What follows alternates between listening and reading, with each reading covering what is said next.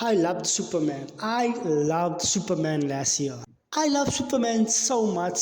I was listening to punk rocker on a daily basis. I'm a punk rocker, yes I am. Was on my soundtrack for months after that movie released. So you best believe I was hyped, overhyped.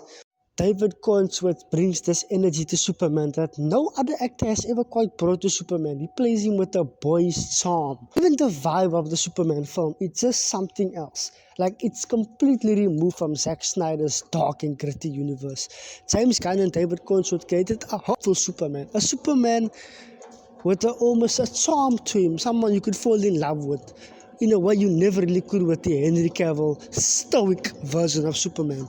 And that hype was not met.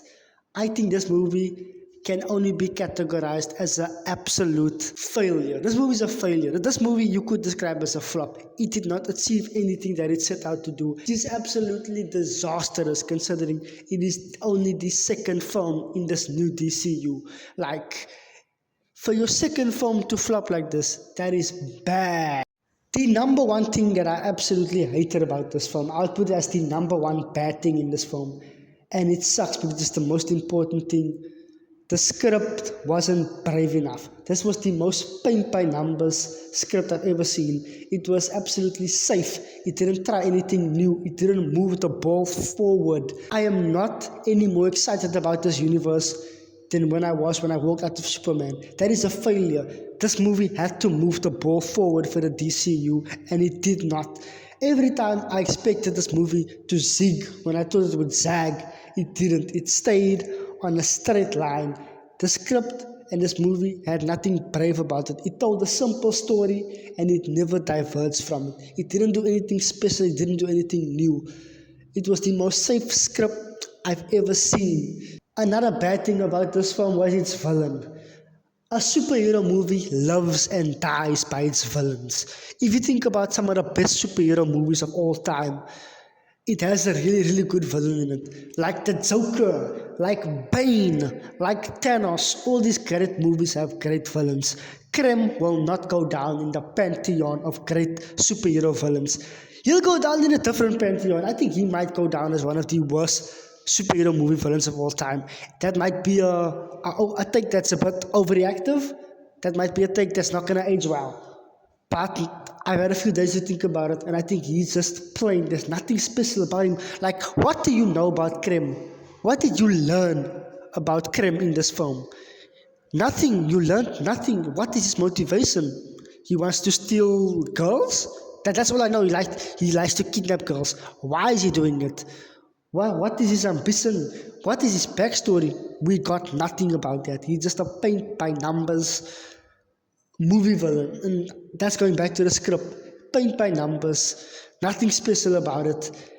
It frustrated me so much because I'll get to it. I'll get to why it frustrated me so much. But it was just so frustrating watching this villain. My next point is going to be a bit confusing because I think this is both a good thing and a bad thing. But I'm going to say it's a bad thing because Lobo is both good and bad to this movie. He's good because I enjoyed seeing him. Every time he was on my screen, I liked seeing Lobo. I thought Jason Momoa was amazing as Lobo. But he did not really have to be there. 110%, if you take Lobo out of the script, it doesn't change the film. That is bad. The fact that you can take an entire character out and not change the script because he shows up for no rhyme or reason, he goes away for no rhyme, no reason.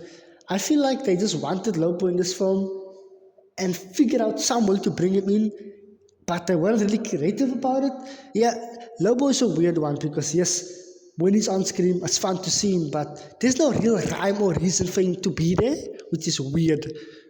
And the number one bad thing about this movie is it failed to adapt the absolutely incredible Woman of Tomorrow comic book. I would say it's one of my favorite comic books I've ever read.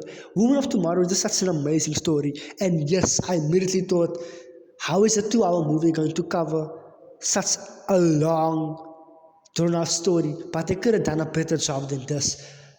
Yes, you could say that this movie kind of adapted Women of Tomorrow, but not really. They never fully put their heart into adapting that comic book storyline. And that is what I feel is the biggest crime in this film. They didn't commit.